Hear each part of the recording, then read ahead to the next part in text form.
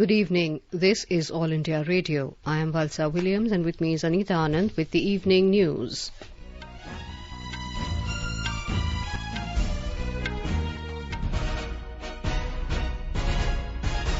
The headlines. Prime Minister Narendra Modi speaks to Russian President Vladimir Putin, urges to hold direct talks with Ukrainian President. Prime Minister also speaks to Ukrainian President Volodymyr Zelensky, seeks continued support from Ukrainian government in evacuation of Indians from Sumy. 1,314 Indians airlifted from Ukraine's neighbouring countries today under Operation Ganga. More than 17,400 Indians brought back since 22nd of February. Polling concludes for 7th and last phase of assembly elections in Uttar Pradesh. 54.18% recorded till 5 p.m.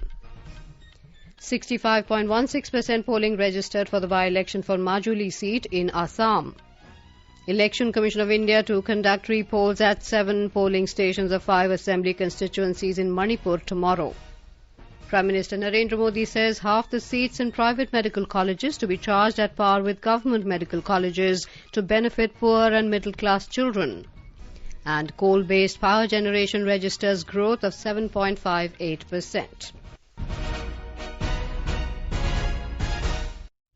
As we start the bulletin, we appeal to our listeners to stay safe from COVID-19 by following these 4 simple steps. Get fully vaccinated, wear a face mask, maintain 2 gaz ki duri for social distancing, focus on hand and face hygiene. And now the news in detail. Prime Minister Narendra Modi today spoke to Russian President Vladimir Putin on phone and discussed the evolving situation in Ukraine. Sources said President Putin briefed Prime Minister Modi on the status of negotiations between the Ukrainian and Russian teams. During the telephone conversation, which lasted for about 50 minutes, Mr. Modi urged President Putin to hold direct talks with Ukrainian President Volodymyr Zelensky in addition to the ongoing negotiations between their teams. He appreciated the announcement of ceasefire and establishment of humanitarian corridors in parts of Ukraine, including Sumy. The Prime Minister stressed the importance of safe evacuation of Indian citizens from Sumy at the earliest. President Putin assured Mr. Modi of all possible cooperation in their safe evacuation. Prime Minister Narendra Modi also spoke to Ukrainian President Volodymyr Alexandrovich Zelensky on phone. The phone call lasted for about 35 minutes. The 2 leaders discussed the evolving situation in Ukraine. Prime Minister Modi appreciated the continuing direct dialogue between Russia and Ukraine. Mr. Modi thanked President Zelensky for the help extended by the government of Ukraine in the evacuation of Indian nationals from Ukraine. He also sought continued support from the government of Ukraine in ongoing efforts for the evacuation of Indian nationals from Sumy. U.S. Secretary of State Antony Blinken has begun a lightning visit to the 3 Baltic states that are increasingly on edge as they watch Russia press ahead with its invasion of Ukraine. The former Soviet republics of Latvia, Lithuania and Estonia are all members of NATO, and Blinken aims to reassure them of the alliance's protection in the event Russia chooses to expand its military operations to other neighbouring countries. Polish government officials today said that Poland has not and will not send its fighter jets to Ukraine to support Ukraine's defense against Russia. Deputy Foreign Minister Marcin Przydacz said in an interview on Radio Z that they will not open their airports and Polish planes will not fight over Ukraine. But separately, the government spokesperson Piotr Mueller indicated a final decision had not been made. He said that a decision on whether to send fighter jets presents risks and is a very delicate matter. The comments come after Ukrainian President Volodymyr Zelensky begged the United States to help Kyiv get more warplanes to fight Russia's invasion and retain control of its airspace. U.S. Secretary of State Antony Blinken said Washington is looking at a proposal under which Poland would supply Kyiv with Soviet-era fighters and in turn receive American F-16s to make up for their loss. A total of 1,314 Indians were airlifted today by 7 special civilian flights from Ukraine's neighbouring countries under Operation Ganga. The Civil Aviation Ministry said with this, more than 17,400 Indians have been brought back since the special flights began on the 22nd of February. The number of Indians airlifted by 73 special civilian flights amount to 15,206. One C-17 IAF flight has landed in Delhi this evening with 201 Indians on board, including Harjot Singh, who sustained bullet injuries in Kiev. Indian Air Force had earlier flown 10 sorties to bring back 2,056 passengers under Operation Ganga. Tomorrow, 2 special civilian flights are expected to operate from Suceava, bringing in more than 400 Indians back home.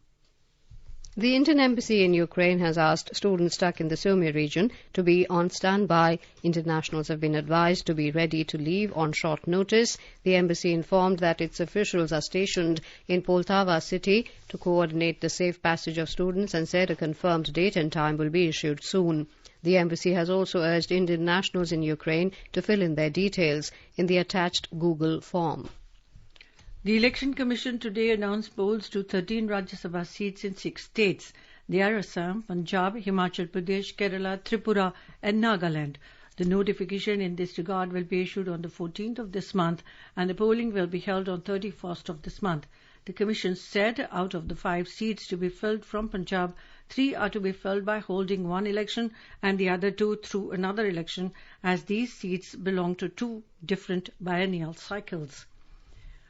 In the poll-bound Uttar Pradesh, polling for the 7th and final phase of assembly elections is progressing smoothly in 3 constituencies of Chakia and Chandoli district, along with Robertsganj and Dudia in Sonbhadra district. The polling was conducted from 7 a.m. to 4 p.m. while it was till 6 p.m. in the remaining 51 assembly constituencies spread over 9 districts which went to polls today. The average voter turnout registered till 5 p.m. in this phase was as follows: Majuli, Assam 65.16% and Uttar Pradesh 54.18%. Polling concluded peacefully for the 7th and final phase of elections in Uttar Pradesh. In the phase, 54 seats of 9 districts of the state went for polls.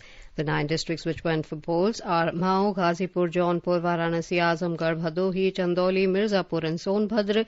In the wake of the COVID pandemic, all necessary arrangements were made for the free, fair and corona-free polling.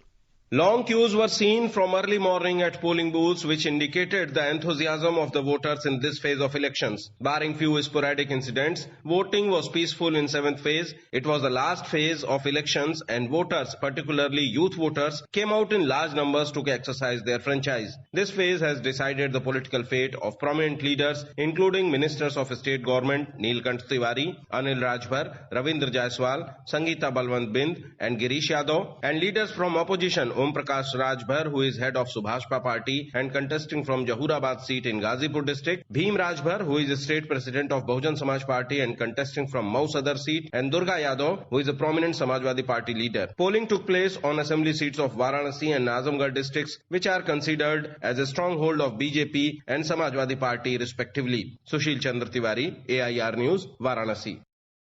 In Manipur, ECI has decided to conduct re-polls at 7 polling stations of 5 assembly constituencies tomorrow. Among these 5 assembly constituencies, 4 are scheduled tribe assembly constituencies. The 5 assembly constituencies are Wangjing Tentha, Ukhrul ST, Chingai ST, Karong ST and Tadupi ST. These assembly constituencies witnessed polling last Saturday at final phase elections of the state. However, there were incidents of damaging EVMs by miscreants on the polling day at these polling stations. Therefore, the election authority decided to conduct re-polls in these 7 polling stations. The poll timing will be 7 a.m. to 4 p.m. Many exit polls have predicted BJP's return to power in Uttar Pradesh. The exit polls telecast by private TV channels this evening are predicting that BJP will win more than 200 seats. In Punjab, exit polls have given clear majority to Aam Aadmi Party. The exit polls have given 51 to 100 seats to AAP, while Congress is expected to win between 10 to 28 seats. Akali Dal 6 to 26 seats and BJP 5 to 13 seats. However, some exit polls have given the lead to Congress. In Uttarakhand, the exit polls have predicted a close fight between ruling BJP and the Congress. They have given BJP minimum 26 to maximum 43 seats, while Congress 24 to 38 seats. However, some surveys have given majority to Congress. In Goa, the surveys have shown a fractured mandate. Most of the exit polls have predicted BJP's return in Manipur. The Chief Election Commissioner Sushil Chandra has said that the country has yet again conducted elections in 5 states with 183.4 million electors across 690 assembly constituencies despite challenges posed by the COVID pandemic. He said this makes India's electoral system more inclusive, accessible and participative. Mr. Chandra was speaking today in a virtual International Election Visitors Program IEVP 2022 for election management bodies from nearly 32 countries and 4 international organizations hosted by Election Commission of India. An overview of the ongoing elections for legislative assemblies of Goa, Manipur, Punjab, Uttarakhand and Uttar Pradesh was presented to more than 150 delegates.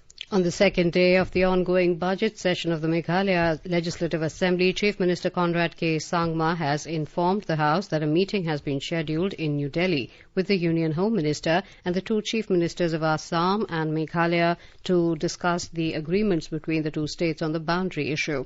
He further said the meeting will be held on the 9th of March, where the Memorandum of Understanding MOU signed between the 2 states will be discussed. You are listening to the evening news on All India Radio. A reminder of the headlines before we move on. Prime Minister Narendra Modi speaks to Russian President Vladimir Putin, urges to hold direct talks with Ukrainian President. Prime Minister also speaks to Ukrainian President Volodymyr Zelensky, seeks continued support from Ukrainian government in evacuation of Indians from Sumy. 1,314 Indians airlifted from Ukraine's neighbouring countries today under Operation Ganga. More than 17,400 Indians brought back since 22nd of February. Polling concludes for 7th and last phase of assembly elections in Uttar Pradesh. 54.18% recorded till 5 p.m. 16.16% polling registered for the by-election for Majuli seat in Assam. Election Commission of India to conduct re-polls at 7 polling stations of 5 assembly constituencies in Manipur tomorrow. Prime Minister Narendra Modi says half the seats in private medical colleges to be charged at par with government medical colleges to benefit poor and middle-class children. Coal-based power generation registers growth of 7.58%. For quick news updates round the clock, follow us on our Twitter handle at AIR News Alerts. अपने business को बढ़ाने के लिए लीजिए आकाशवाणी का सहयोग और दीजिए उसे बुलंदियों के पंख।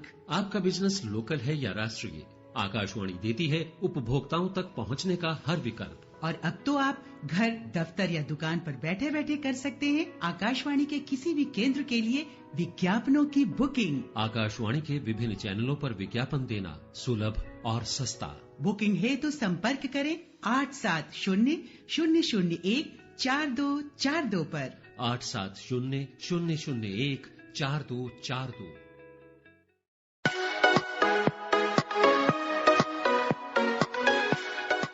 जनादेश 2022 5 राज्यों के विधानसभा चुनाव नतीजों की विशेष कवरेज आकाशवाणी के साथ। रविवार 10 मार्च 2022 को विशेष कार्यक्रम।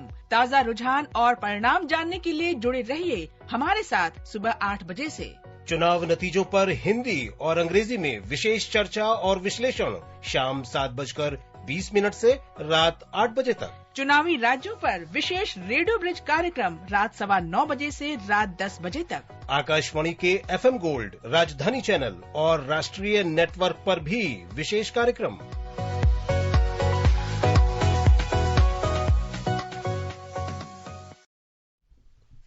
Welcome back to the evening news. Prime Minister Narendra Modi today said the government has decided that half the seats in private medical colleges will be charged at par with government medical colleges. He said this will benefit poor and middle-class children. The Prime Minister was interacting with Jan Aushadhi Kendra owners and beneficiaries of the scheme today via video conferencing. He said the centre has also controlled the price of more than 800 medicines required for the treatment of diseases like cancer, tuberculosis, diabetes and heart disease. The government has also ensured that the cost of putting stents and knee implants is also kept under control. Mr. Modi gave statistics regarding making medical care affordable for citizens. He informed that more than 50 crore people are in the ambit of Ayushman Bharat Yojana. More than 3 crore people have taken benefit of the scheme, saving 70,000 crore rupees of the poor and middle class people. PM National Dialysis Program has saved 550 crore rupees. Knee implant and medicine price control saved 13,000 crore rupees. इस काल में गरीबों और मध्यम वर्ग के करीब 13,000 करोड़ रुपए जन औषधि केंद्रों से बचना, ये अपने आप में बहुत बड़ी मदद है और संतोष की बात है कि ये लाभ देश के ज्यादातर राज्यों में ज्यादातर लोगों तक पहुंच रहा है। आज देश में 8,500 से ज्यादा जन औषधि केंद्र खुले हैं। ये केंद्र अब केवल सरकारी स्टोर नहीं, बल्कि सामान्य मानवी के लिए समाधान और सुविधा के केंद्र बन रहे हैं। On the occasion of Jan Aushadhi Divas, Prime Minister Narendra Modi interacted with Jan Aushadhi Kendra owner Dr. Shailesh Khandelwal of Raipur, the capital of Chhattisgarh, through video conferencing. A report from our Raipur correspondent. During his discussion with Prime Minister Narendra Modi through video conferencing, the owner of Raipur-based Jan Aushadhi Kendra, Dr. Shailesh Khandelwal, said that he got the inspiration to start Jan Aushadhi Kendra from the Prime Minister's speech. He said that earlier people used to doubt the quality of generic medicines because of their cheaper price, but now they are convinced about the quality of these medicines and are getting attracted towards Jan Aushadhi Kendras. Appreciating the efforts made by Dr. Khandelwal to promote the generic medicines, Prime Minister appealed to the doctors to make all such efforts that could benefit the poor and middle class. Vikalp Shukla, AIR News, Raipur. Prime Minister Narendra Modi will address post-budget webinar on financing for growth and aspirational economy tomorrow. The webinar involves participation from 16 ministries, Niti Aayog, Capacity Building Commission and state governments. The webinar will have 5 breakaway sessions on themes including financing of infrastructure, financing sectors with high employment potential and creating enablers of infrastructure. The country's coal production increased by 2% to 79.54 million tons from 77.99 metric tons during last month as compared to February 2020. The Coal Ministry said coal-based power generation has registered a growth of 7.58% in the month of February in comparison to corresponding period of 2020. The overall power generation during last month has been 5.49% higher than the power generated in February 2020.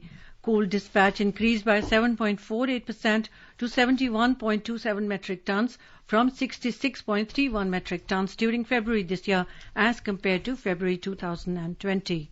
Commerce and Industry Minister Piyush Goyal has called upon the climate warriors to adopt climatepreneurship as a mission. He asked the climate warriors to ensure that 21st century inventions ushered in a new dawn of climate justice. He was addressing Only One Earth, a discussion on environment, a special interactive session on environment organized by the India Pavilion and Bhamlab Foundation at Dubai Expo 2020. He expressed happiness that environment and sustainability had taken center stage at the Dubai Expo. Highlighting the various initiatives taken in the renewable energy sector, the minister said the country's installed non-fossil energy capacity had increased by almost 300% in the last 7 years. The country's exports of agricultural and processed food products has registered growth of more than 23% in the first 10 months of the current fiscal year compared to the same period of the previous year. The export of products rose from $15,974 million in April to January 2020-21 to $19,709 million during the same months of the current fiscal year. The Education Ministry has termed several websites fake and advised the public to avoid applying for jobs through such websites. These websites are www.sarvashiksha.online, samagra.shikshaabhiyan.co.in, shikshaabhiyan.org.in. The Education Ministry has advised the public to visit the official websites of concerned departments for authentic information.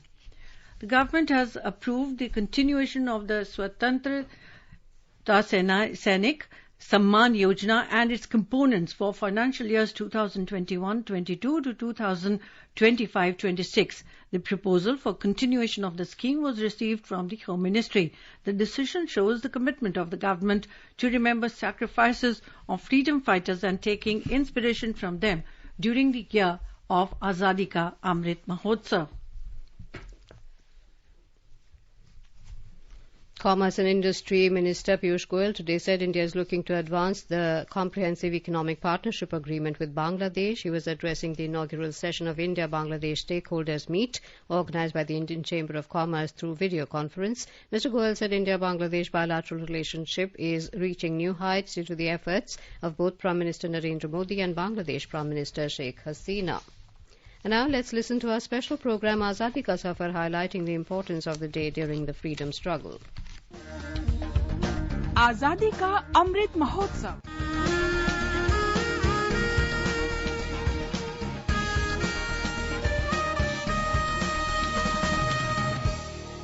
Azadi Ka Safar with AIR News. Birth of a nation. India's glorious freedom struggle is one of the greatest struggles the modern world has ever witnessed. AIR News brings you a glimpse of the struggle every day.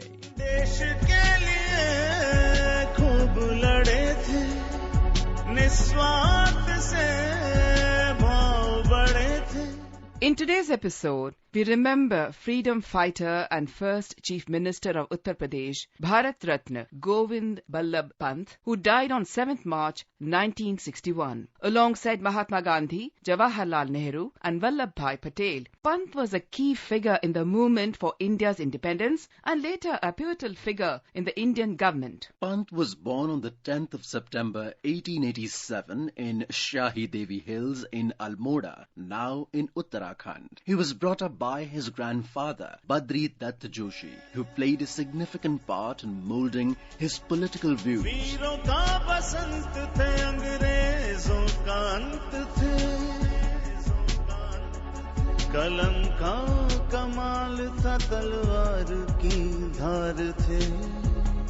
Known as an extremely capable lawyer, Pant was appointed by the Congress Party to initially represent Ram Prasad Bismil, Ashfaqullah Khan and other revolutionaries involved in the Kakori case in the mid-1920s. He participated in the protests against the Simon Commission in 1928. During the protests, he sustained severe injuries, which prevented him from straightening his back for the rest of his life. Inspired by Gandhiji, Pant organized a salt march in his area and was put behind bars for a few weeks. In 1933, he was imprisoned for 7 months for attending a session of the then banned Provincial Congress. In 1934, Pant was elected to the Central Legislative Assembly. His political skills won the admiration of the leaders of the Congress, and he became deputy leader of the Congress Party in the Assembly. In 1940, he was arrested and imprisoned for helping organize the Satyagraha movement. In 1942, he was arrested again for signing the Quit India Resolution and spent 3 years in Ahmednagar Fort along with other Congress members. He was released in March 1945 on grounds of failing health.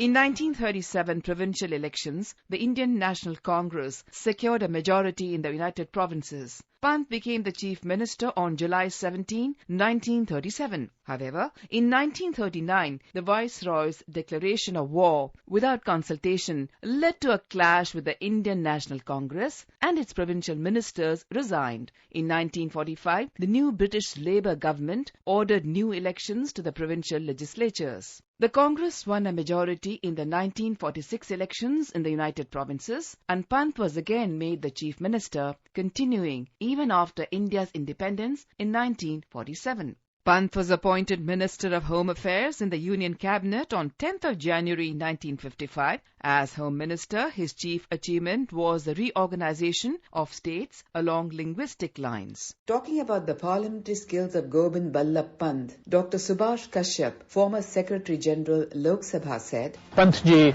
was one of the greatest parliamentarians we ever had in this country. In fact, I believe he would rank among the very best in the world. Pant received the country's highest civilian honor, the Bharat Ratna, in 1957. We salute the great freedom fighter.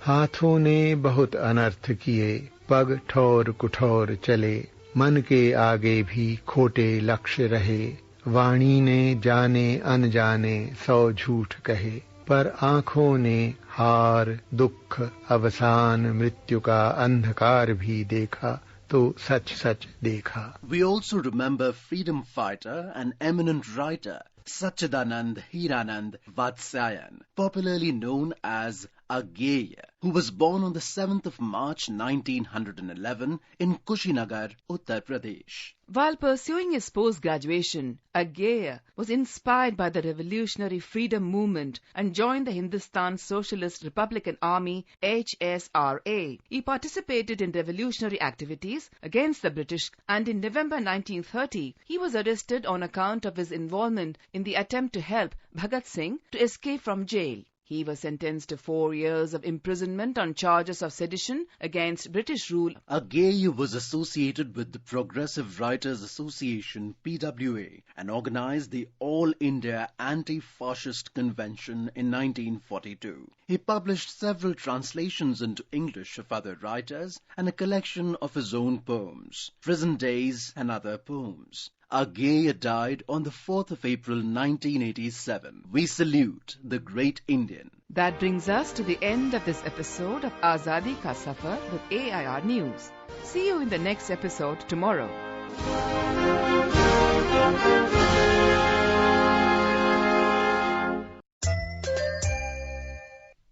The International Women's Day is being celebrated tomorrow. This day is observed every year to celebrate the social, economic, cultural and political achievements of women.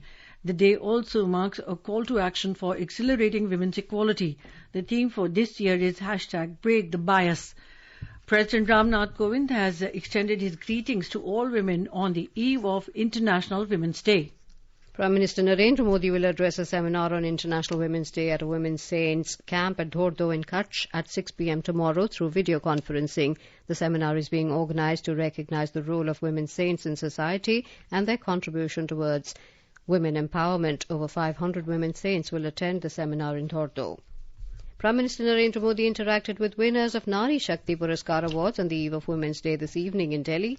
At the interaction, first woman captain in Indian Merchant Navy, Captain Radhika Menon, said people tell her that India has a strong leader when she goes to any country. She said it makes her feel proud. Later talking to media, the Nari Shakti Puraskar winners praised Prime Minister Narendra Modi for his leadership and his initiatives for women. I am a merchant navy captain for past 30 years and I have travelled around the globe, and wherever I have gone, even to the nations which we do not have a positive vibe like China, Pakistan, the people there always tell me that you have a strong leader. That makes me proud of our PM. India's COVID vaccination coverage has crossed 179 crore landmark milestone. The recovery rate is currently at 98.68%. Micro, Small and Medium Enterprises MSME Minister Narayan Rane launched a special entrepreneurship promotion drive for women Samarth on the occasion of International Women's Day 2022 in New Delhi today. On the occasion, Mr. Rane also conferred awards to 20 women entrepreneurs from different entrepreneur sectors across the country. And now, before we end the bulletin, the headlines once again. Prime Minister Narendra Modi speaks to Russian President Vladimir Putin, urges to hold direct talks with Ukrainian President. Prime Minister also speaks to Ukrainian President Volodymyr Zelensky, seeks continued support from Ukrainian government in evacuation of Indians from Sumia. 1,314 Indians airlifted from Ukraine's neighbouring countries today under Operation Ganga. More than 17,400 Indians brought back since the 22nd of February. Polling concludes for 7th and last phase of assembly elections in Uttar Pradesh. 54.18% voting recorded till 5 p.m. 65.16% polling registered for the by-election for Majuli seat in Assam. Election Commission of India to conduct re-polls at 7 polling stations of 5 assembly constituencies in Manipur tomorrow. Prime Minister Narendra Modi says half the seats in private medical colleges to be charged at par with government medical colleges to benefit poor and middle-class children. And coal-based power generation registers growth of 7.58%. And with that, we end the evening news. Good night.